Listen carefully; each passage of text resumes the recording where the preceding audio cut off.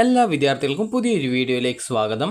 ഈ വർഷത്തെ Calicut university degree കോഴ്സുകളിലേക്കുള്ള ലൈറ്റ് രജിസ്ട്രേഷൻ ആരംഭിച്ചു. വിദ്യാർത്ഥികൾക്ക് admission.uoc.ac.in/admission എന്നുള്ള പേജ് വഴി വിദ്യാർത്ഥികൾക്ക് ലോഗിൻ ചെയ്തുകൊണ്ട് രജിസ്ട്രേഷൻ ചെയ്യാവുന്നതാണ്. ഇതുവരെ രജിസ്ട്രേഷൻ ചെയ്യാത്ത വിദ്യാർത്ഥികൾക്ക് ഇവിടെ ക്ലിക്ക് ഹിയർ എന്ന് പറഞ്ഞുകൊണ്ട് കൊടുത്തിട്ടുണ്ട്. അതായത് ലൈറ്റ് രജിസ്ട്രേഷൻ ക്ലിക്ക് ഹിയർ എന്ന് പറഞ്ഞുകൊണ്ട് കൊടുത്തിട്ടുണ്ട്.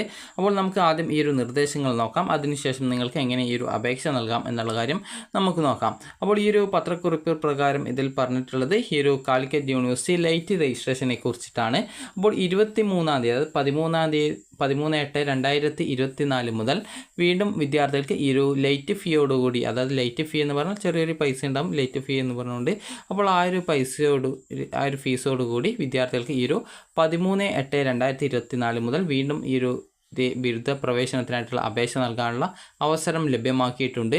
23-ാം തീയതി വൈകുന്നേരം 3 മണിക്ക് വരെ പ്രസ്തുത ലിങ്കിലൂടെ വിദ്യാർത്ഥികൾക്ക് ഈ രജിസ്ട്രേഷൻ പൂർത്തീകരിക്കാം. വെബ്സൈറ്റ് എന്ന് പറയുന്നത് www.admission.uoc.ac.in എന്ന ഈ ഒരു വെബ്സൈറ്റാണ്. അപേക്ഷാ ഫീസ് SC/ST വിഭാഗത്തിന് വിദ്യാർത്ഥികൾക്ക് 505 രൂപയും മറ്റുള്ളവർക്ക് 780 രൂപയുമാണ്.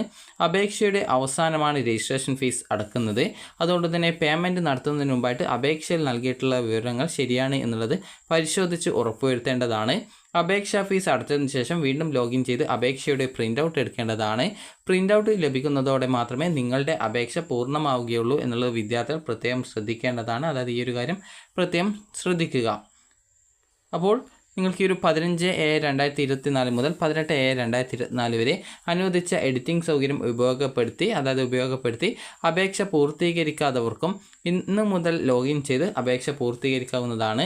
വിദ്യാർത്ഥികൾക്കായിട്ട് അപേക്ഷയിലെ തിരുത്തലുകൾക്കുള്ള എഡിറ്റിംഗ് സൗകര്യവും സ്റ്റുഡൻറ്റ് ലോഗിൻ ലഭ്യമാക്കിയിട്ടുണ്ട്. പ്രസ്തുത ലിങ്കിലൂടെ ആവശ്യമായിട്ടുള്ള തിരുത്തലുകൾ മൊബൈൽ നമ്പർ, ഇമെയിൽ ID എന്നിവ ഒഴികെ വരുത്തേണ്ടതാണ്.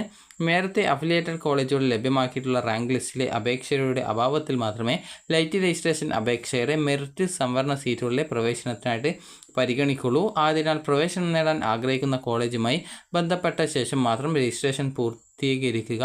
വിവിധ അഫിലിയേറ്റഡ് കോളേജിലെ കോഴ്സ് റിസർവേഷൻ എന്നിവ തിരിച്ചുള്ള സീറ്റ് വേക്കൻസി അഡ്മിഷൻ വിഭാഗത്തിൻ്റെ വെബ്സൈറ്റിൽ ലഭ്യമാണ് എന്നുള്ളതാണ് ഇതിൽ സൂചിപ്പിച്ചിട്ടുള്ളത്. ഇനി എങ്ങനെ രജിസ്ട്രേഷൻ ചെയ്യാം എന്നുള്ള കാര്യം നോക്കാം. അപ്പോൾ ഇവിടെ നിങ്ങൾക്ക് കാണാം ലൈറ്റ് രജിസ്ട്രേഷൻ എന്ന് പറഞ്ഞുകൊണ്ട് കാണാം. ജസ്റ്റ് അതിൽ ക്ലിക്ക് ചെയ്യുക. ഇവിടെ നിങ്ങൾക്ക് ചെറുതായിട്ട് ഈ ഒരു ഇൻസ്ട്രക്ഷൻസ് ഒക്കെ കൊടുത്തിട്ടുണ്ട്. ജസ്റ്റ് ഈ ഒരു ഇൻസ്ട്രക്ഷൻസ് ഒക്കെ നോക്കാം. ഇങ്ങനെ രജിസ്ട്രേഷൻ ചെയ്യണമെന്നുള്ള ഡീറ്റെയിൽസ് കൊടുത്തിട്ടുണ്ട്. അപ്പോൾ ഈ ഒരു ബേസിക് ആയിട്ടുള്ള ഫീസ് ഇതാണ്. ലൈറ്റ് രജിസ്ട്രേഷൻ ആയതുകൊണ്ടാണ് ആ ഒരു രീതിയിൽ അത്രയും ഫീസ് വരുന്നത്. അപ്പോൾ ഇവിടെ ക്ലിക്ക് ഹിയർ ടു പ്രൊസീഡ് എന്നുള്ള ലിങ്കിൽ ക്ലിക്ക് ചെയ്യുന്നു.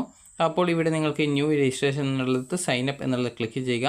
ഇവിടെ നിങ്ങളുടെ രജിസ്ട്രേഷൻ ടൈപ്പ്, അതായത് ഈ ഒരു FIUGP ലൈറ്റ് രജിസ്ട്രേഷൻ എന്നുള്ളതാണ്. അതുപോലെ നിങ്ങളുടെ പേര്, അതുപോലെ തന്നെ ഈ ഒരു ഡീറ്റെയിൽസൊക്കെ കൊടുക്കുക.